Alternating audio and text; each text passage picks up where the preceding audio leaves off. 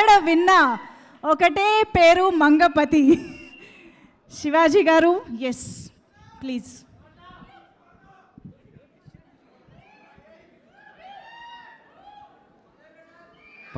పాత్రికేయ సోదరులకు,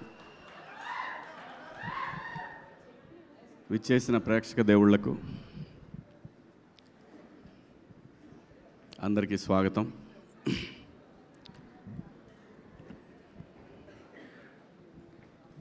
దీని అమ్మ 25 సంవత్సరాల నుంచి ఇలాంటి ఒక రోజు కోసం వెయిట్ చేస్తూ ఉన్నానండి. ఎప్పుడు మైక్ తీసుకున్నా మైక్ భయపడేది, ఇప్పుడు నేను భయపడుతున్నాను.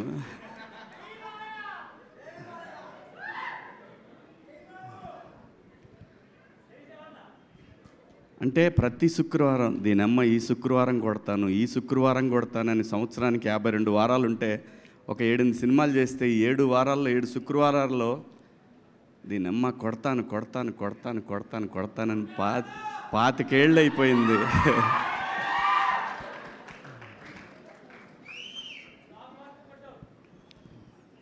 ప్రతి ఆర్టిస్ట్కి ఒక కళ ఉంటుందండి. వాడి గురించి ఆ రోజంతా మాట్లాడుకోవాలా. నాకు వణుకు వస్తుంది ఫస్ట్ టైం నాకు దీనమ్మ.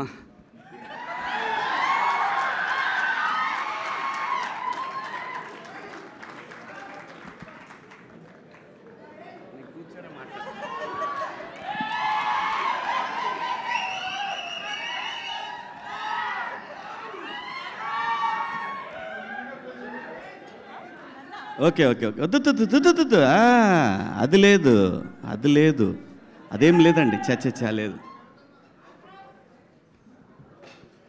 ఇలా ఇండస్ట్రీలో తెస్టేసుకొని కూర్చోవాలని చాలా కలగన్నది నా అమ్మ. ఇలా కూర్చోవాలని ఎంత కలగన్నానంటే, ప్రతి సినిమా జరుగుతున్నప్పుడు నిజంగా నేను ప్రతి సినిమాకి ఈ కళామ తల్లి నాకు పెట్టిన అన్నం మీద ఒట్టేసి చెప్తున్నాను, నేను ఏ రోజు కూడా ఒక నిర్మాతని నా సొంత సినిమాలాగా ఫీల్ అయ్యే చేశాను ఎప్పుడు కూడా. ప్రతి సినిమా దీని ఎక్క రావట్లేదు ఇంకా రావట్లేదని నరకం చూశాను. నిజం చెప్తున్నాను, నేను నరకం చూశాను.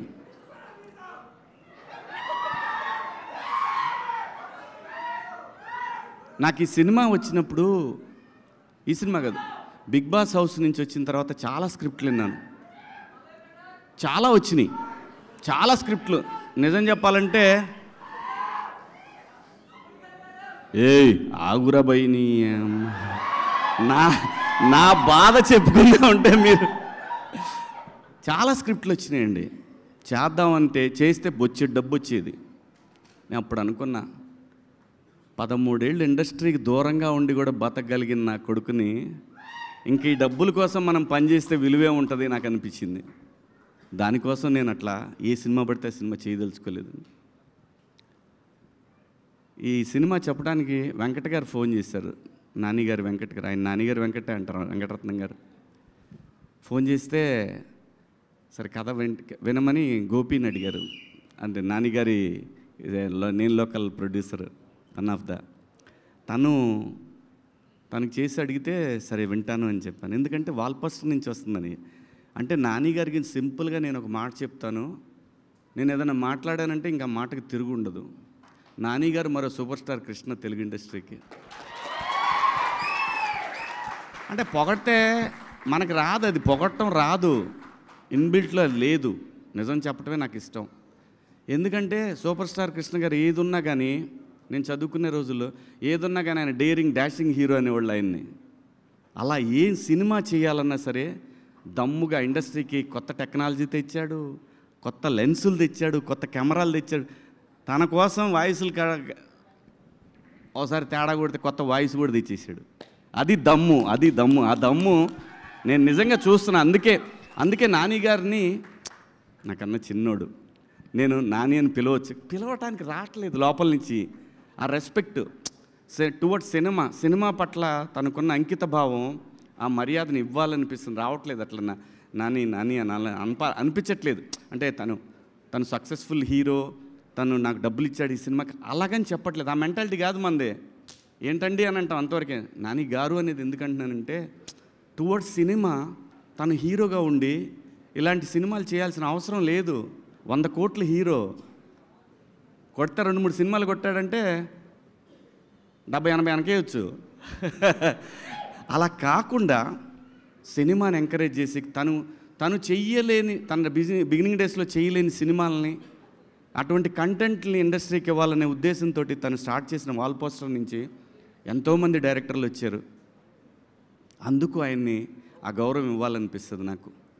అలాగే జగదీష్ వచ్చి నాకు కథ చెప్పినప్పుడు లోపల మాత్రం ఉంది, అయిపోయిందిరా దీని ఎక్క ఇక దొరికింది, మనకు దొరికిందని.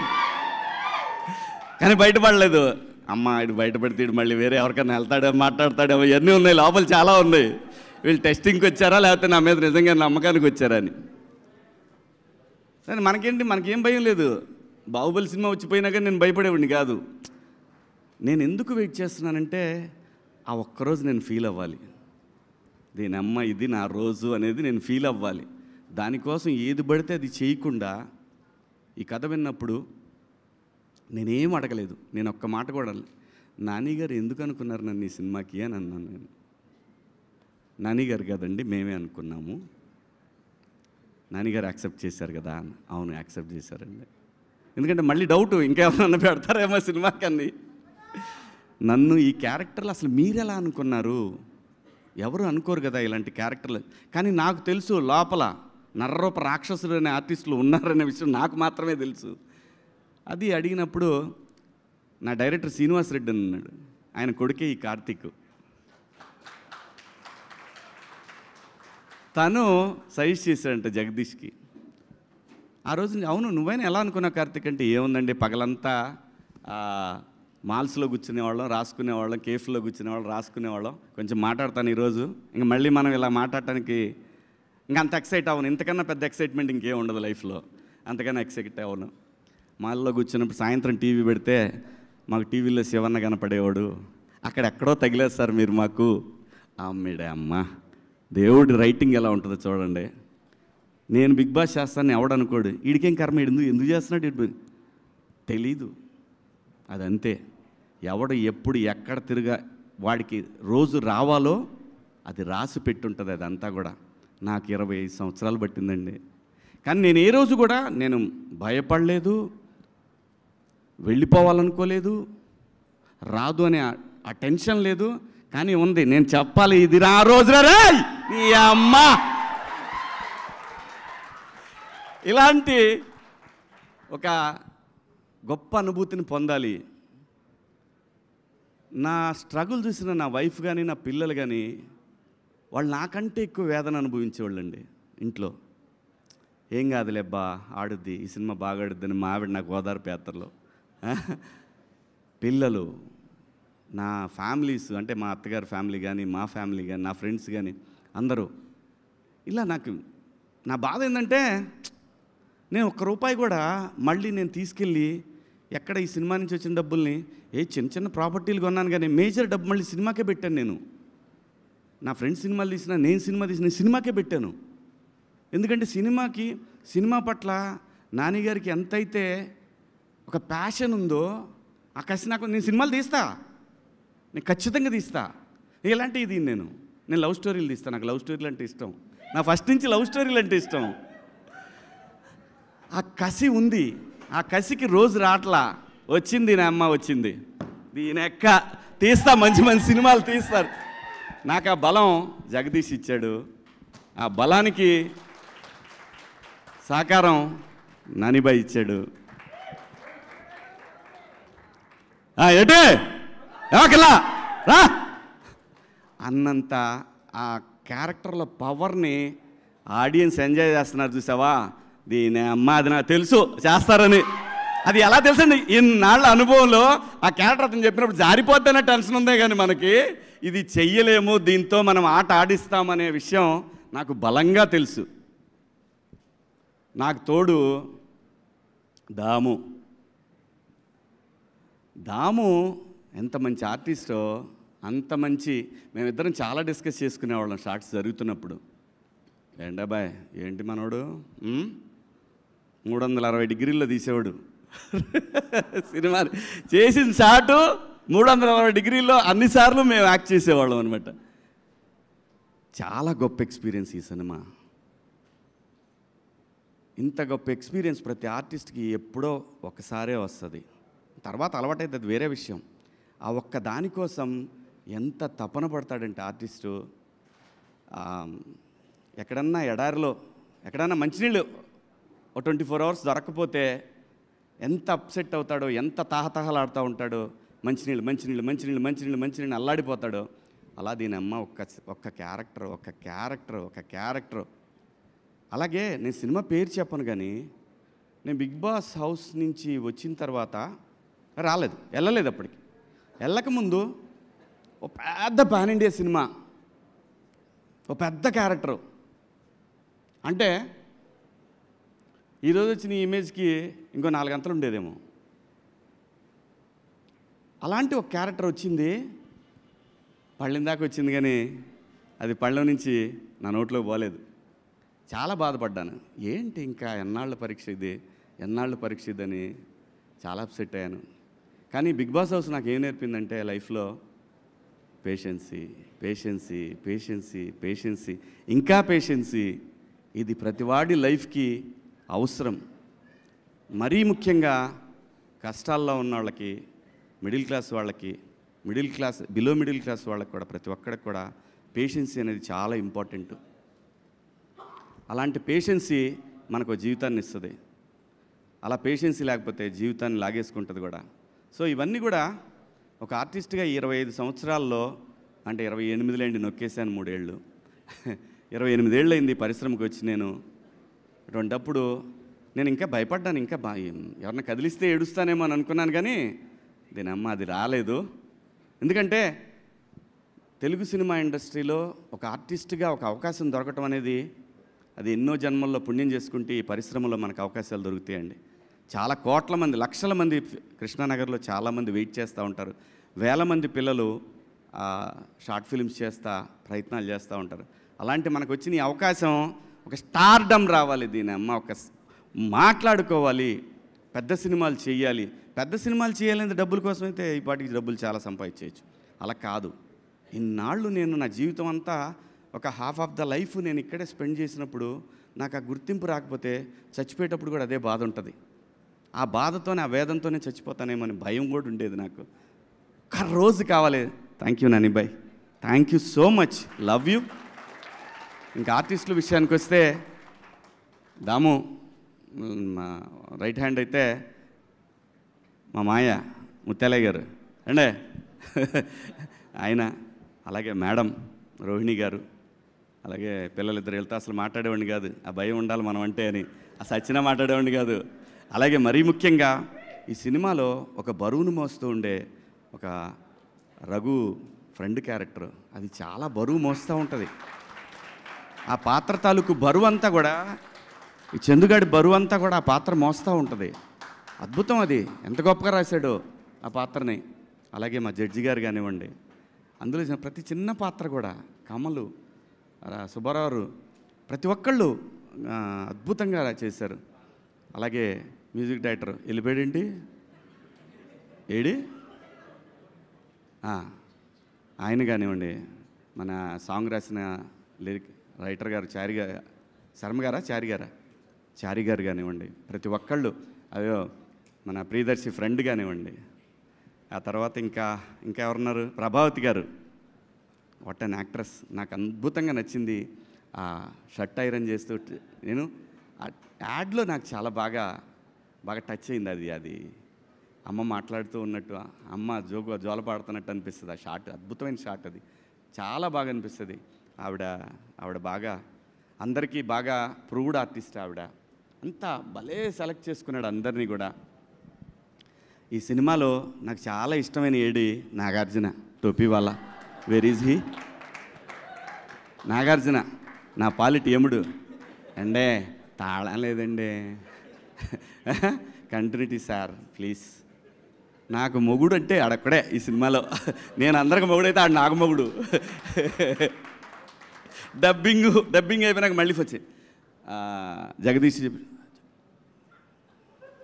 రే ఏంట్రా అరక నుంచి ఉరికిచ్చారు, ఒక డైలాగ్ కోసం రా నన్ను, అరక నుంచి పరిగెత్తుకొచ్చాను నేను, ఎందుకంటే అతని ప్యాషన్ కోసం నేను వచ్చాను. సో అలా అందరూ బ్యూటిఫుల్గా ఉంది, టీం అంతా కూడా యంగ్ టీం, అందరూ అద్భుతంగా ఈ సినిమాకి పనిచేశారు. ఎక్కడెక్కడి నుంచి ఫోన్లు అంటే అసలు ఆ ట్వీట్లు ఫస్ట్ నాకు నానిగారు షో జరుగుతున్నప్పుడు చూపించాడు. హీఈస్ కిల్లింగ్ మ్యాన్, వారిని అవ్వా, ఇది కదా మనకు కావాలి, హీఈస్ కిల్లింగ్. ఇలాంటి ఒక మంగపతి పాత్ర లైఫ్లో ఎప్పుడో ఒకసారి వస్తుందండి, ప్రతిసారి రాదు. ప్రకాష్ రాజ్ గారిని అంతపురం సినిమాలో చూస్తున్నప్పుడు అలాగే నేను మొనార్క్ని అంటాడు ఆ సినిమా అదొకటి. అలాంటి ఒక పాత్రలు రేర్గా వస్తుంటాయి. ఆ వచ్చినప్పుడు అది ఆడియన్స్ గుర్తిస్తే ఆ మజానే వేరు, ఆ కిక్కే వేరబ్బా. అలాంటి కిక్ని నేను ఎంజాయ్ చేస్తున్నాను. అలాగే నేను బాగా ఫ్రస్ట్రేషన్కి గురయ్యి ఈ చెయ్యి దొబ్బెట్టుకున్న ఒక వారం రోజులు, అది సరిపోదా శనివారంలో ఎస్జే సూర్య క్యారెక్టర్ చూసి బాత్రూంలో గుద్దితే అద్దం పగలాల్సింది నా చెయ్యి పగిలింది, వేరే విషయం. ఎందుకంటే అలాంటి ఒక క్యారెక్టర్ దొరికితే నరికి పడదొబ్బుతామనేంత కసి ఉంటుంది. అంటే ఎంత హంగర్తో ఉన్నామనేది, అది ఆ హంగర్ని లోపల ఎంత స్ట్రగుల్ ఉంటుందంటే బీపీ షుగర్లు కూడా వస్తాయి. ఇలాగే అంత పెయిన్ ఉండేది నాకు. ఆ పెయిన్ మొత్తాన్ని కూడా జగదీష్ ఏ జన్మలో నాకు బాకీ ఉండి ఉంటాడు, ఆ రుణం ఇప్పుడు తీర్చుకున్నాడు. ఈ రుణం నేను తర్వాత ఎప్పుడో తీరుస్తా తనకి. అలాగే నానిబాయ్, మీరు అద్భుతం. నాకన్నా చిన్నవారైనా మీరు, యు ఆర్ సంథింగ్ డిఫరెంట్.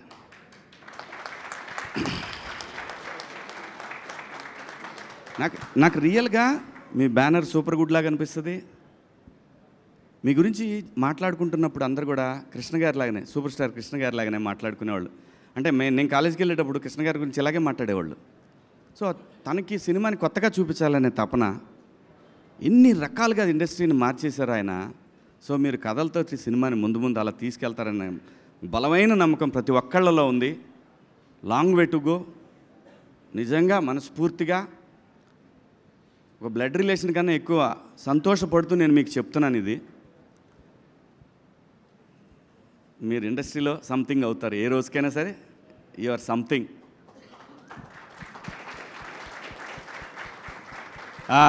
అబ్బాయ్ హీరో దర్శి అన్నవటే దర్శి అలా నవ్వుతూ చంపేస్తుంటాడు. నేను జెన్యూన్గా చూసినప్పుడు ఏంటి చిన్నగా కొడుతున్నాడు, ఇలా కొడితే సుత్తి తీసుకుని ఎంతసేపు కొట్టాలా అనే ఫీలింగ్ కలిగేది. బట్ డబ్బింగ్ చెప్పేటప్పుడు చూసినప్పుడు నాకు అనిపించింది, డైరెక్టర్ ఎంత దొబ్బి ఉంటే ఇంత అండర్ ప్లే చేస్తూ ఉన్నాడు. డైరెక్టరు అంత అండర్ ప్లే కావాలని కోరుకుని ఉంటే మనోడు అందుకే అంత స్లోగా అనిపించింది. స్క్రీన్ మీద చూస్తున్నప్పుడు పర్ఫెక్ట్. ఆ క్యారెక్టర్కి ఓన్లీ దర్శియే బాగుంటాడు.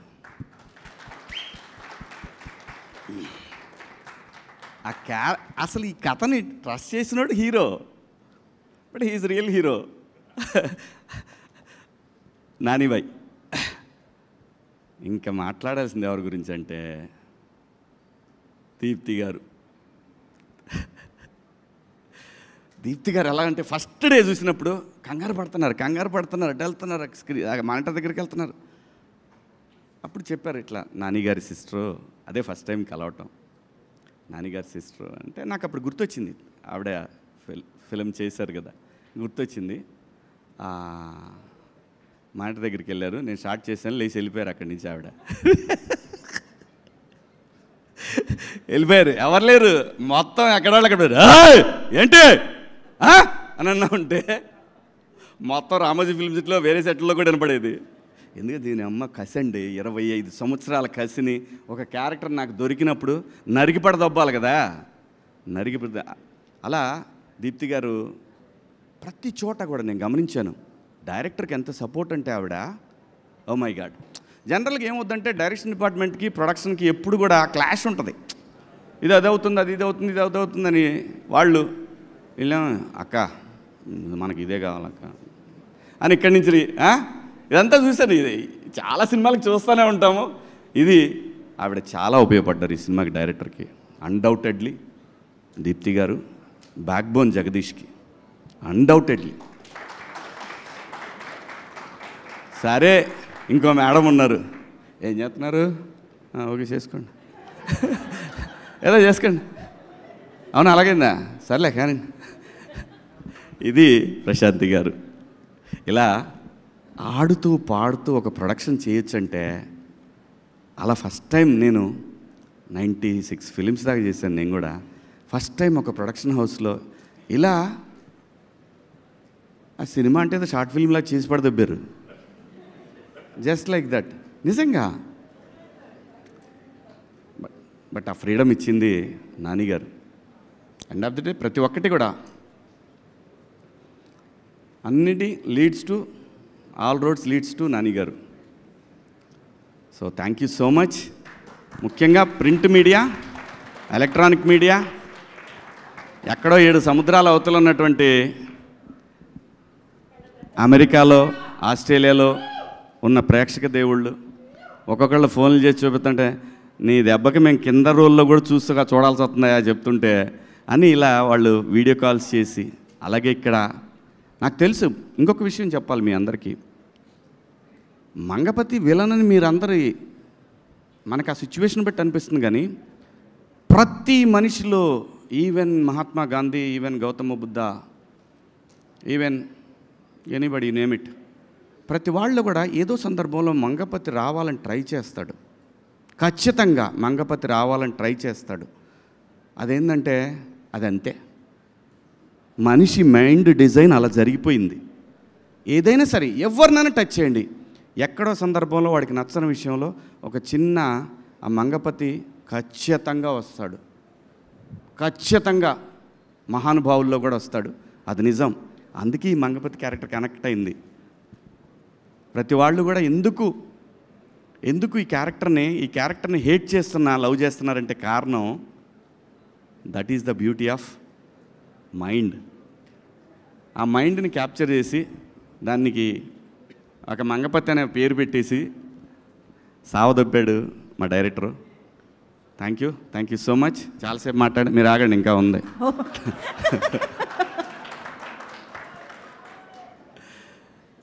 ప్రతి ఒక్కళ్ళకి కూడా 2 తెలుగు రాష్ట్రాల్లో ఈ సినిమాని తమ సొంత సినిమాలాగా భావించి ఆదరిస్తున్న ప్రేక్షక దేవుళ్ళందరికీ కూడా శిరస్సు వంచి అభివందనలు, మీ పాదాభివందనలు చేసుకుంటూ, సినిమా జిందాబాద్,